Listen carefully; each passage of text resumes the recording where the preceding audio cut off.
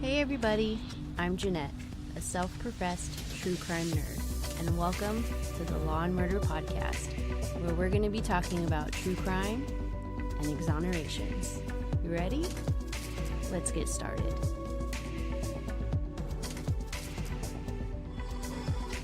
Hey guys, I'm back.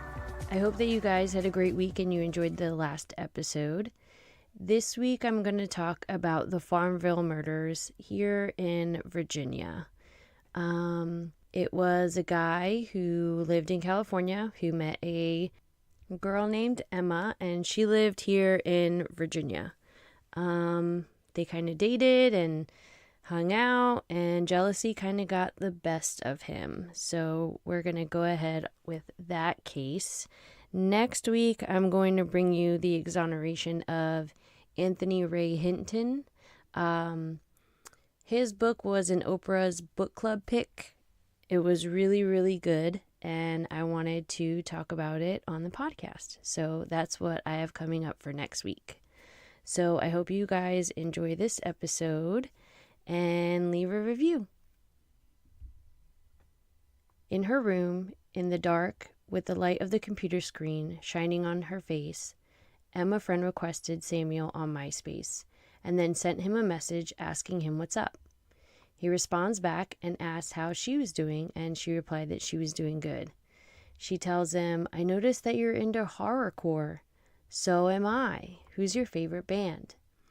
He responds with his favorite band being himself, telling her that he calls himself Psycho Sam. He's an aspiring rapper and is trying to make it big in the horrorcore game. He tells her that he has a YouTube channel and posts his music on his MySpace and asks her to kind of check it out. So Emma goes and finds his channel, takes a listen, and totally likes what she hears and continues her conversation with Samuel. Samuel on the other side of the screen is looking through all of her pictures and her posts and getting to know who she is in the online world. She finds out that he's part of a record company out of New Mexico called Serial Killin' Records, and that he's already produced some music with them. She's also looking at his page and all that's going on in his online life and likes what she sees. They hit it off and keep the conversation going with one another for a few months. As Samuel and Emma get to know each other, Sam starts to get really personal with Emma. He tells her that he was bullied in school and that the jerks in school made fun of him because his hair was red and he was a little overweight and they called him fat.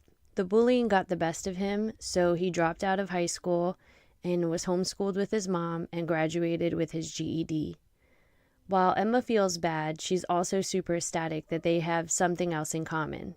She tells him that she is also homeschooled with her mom. Public school just wasn't for her. Sam tells her that the reason that he's so into the music that he's into and why he raps is because it's his escape and it's a way for him to fight back the bullies. His parents were really into music while he was growing up, and that's how he found the gateway into his release from the world.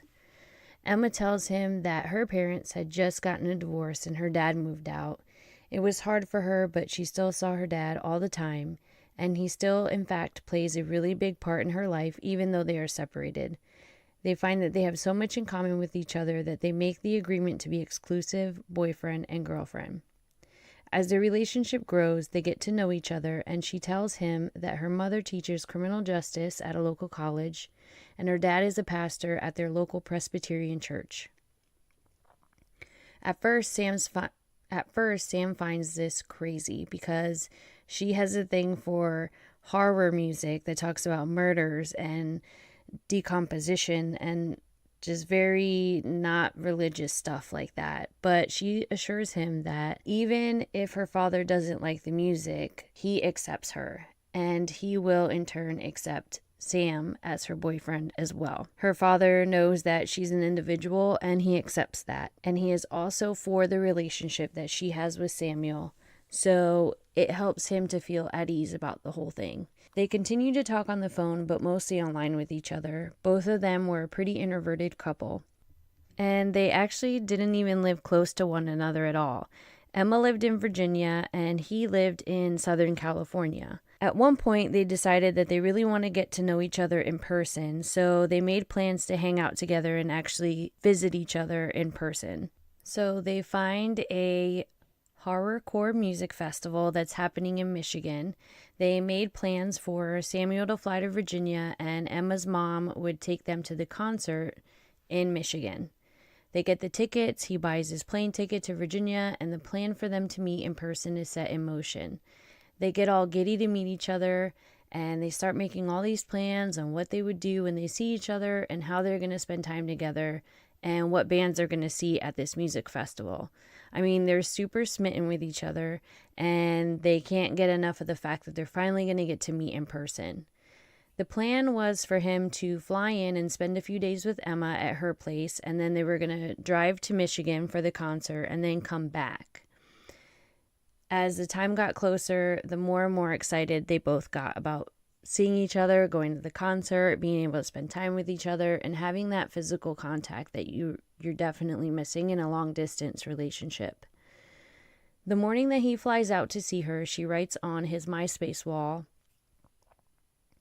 that she's so excited to see him.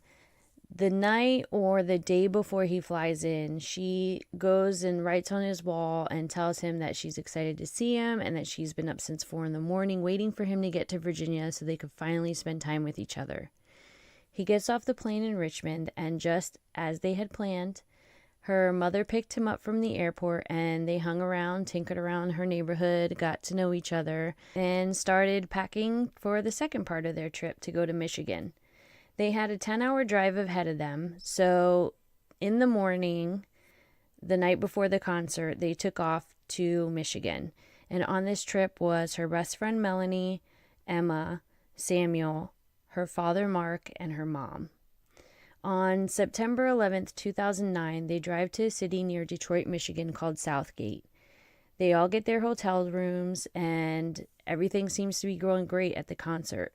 Witnesses say that when they saw them, they seemed to get along, and if they were having any problems, they appeared to keep it private and between them. Things were not okay, though. At some point during the concert, Samuel gets a hold of Emma's phone. He's insecure, remember, because he was bullied. And he had this thing about the way that he looked because he was made fun of growing up. And to him, seeing Emma on her phone a lot at the concert kind of like tipped something off that like increased his insecurity. His suspicions arose and his insecurity got the best of him. He grabbed her phone and stole a peek at her text messages. On her phone was a series of text messages from Emma and this guy. And for the sake of giving him a name, we're just going to call him John. So Sam sees the text exchange between John and Emma. At first, things seem to be pretty whatever, but as he's scrolling down through the text messages, he sees that John tells Emma that he loves her and that he wants to be with her. Samuel is crushed.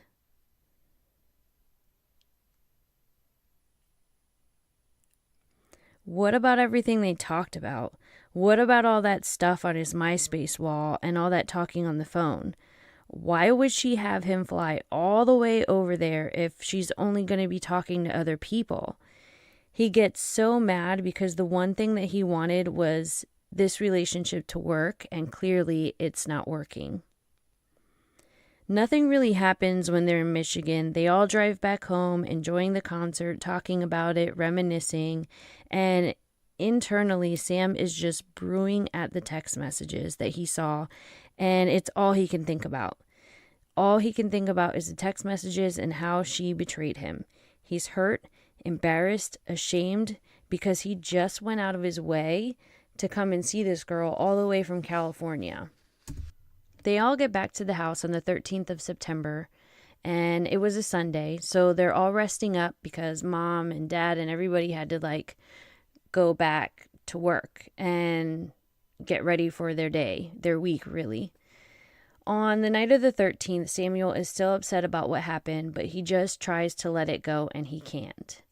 So on September 14th, he woke up because he couldn't sleep, so angry over what happened with the phone, and he just can't let it go.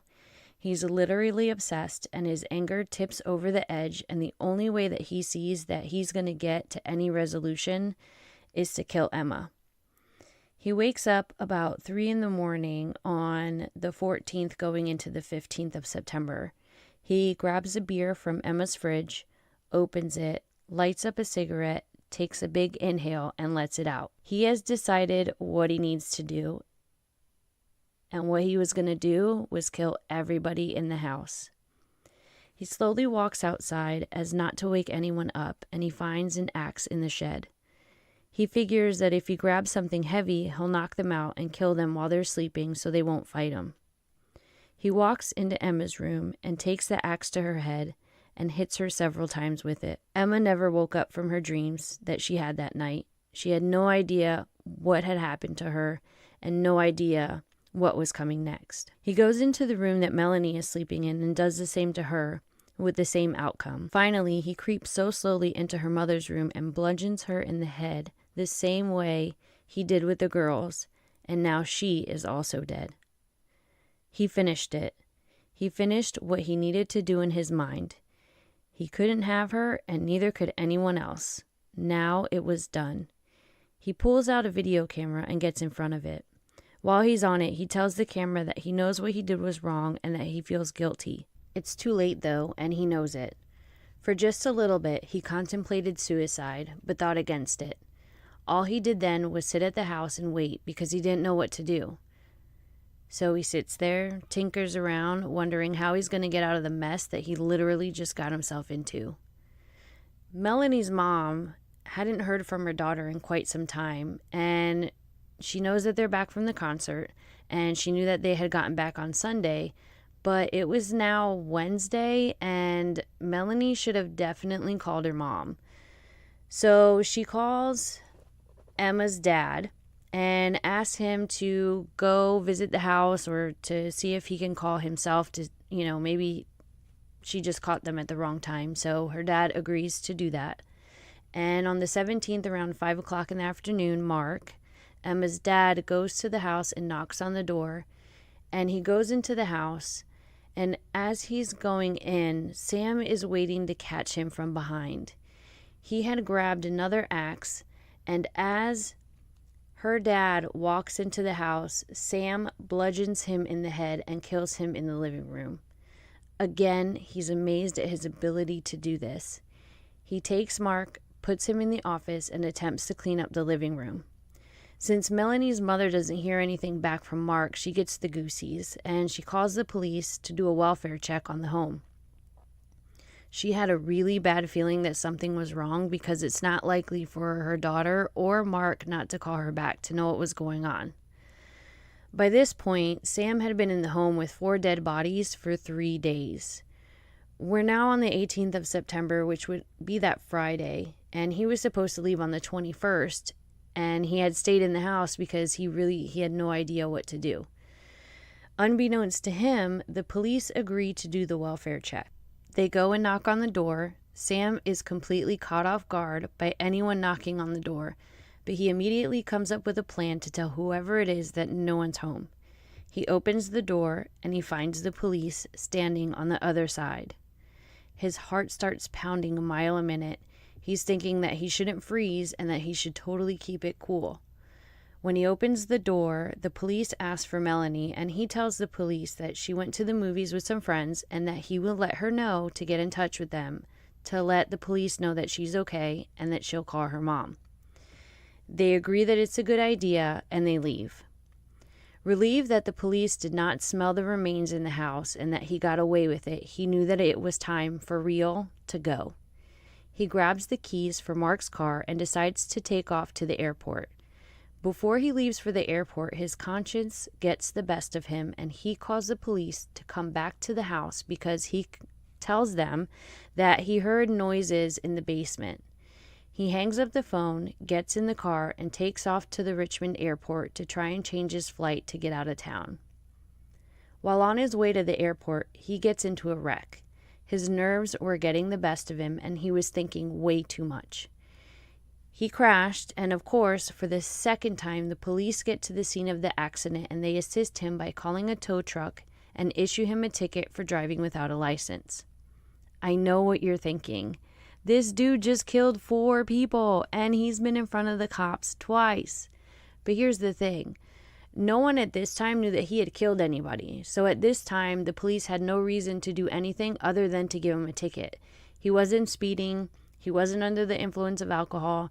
He just had an accident. Meanwhile, the police go to the house and they find that no one is home. So they get into the home from the back entrance and find the bodies there. The murder investigation begins right away. The police described the scene as looking like a slaughterhouse and one of the worst scenes that they had ever experienced in some of their careers.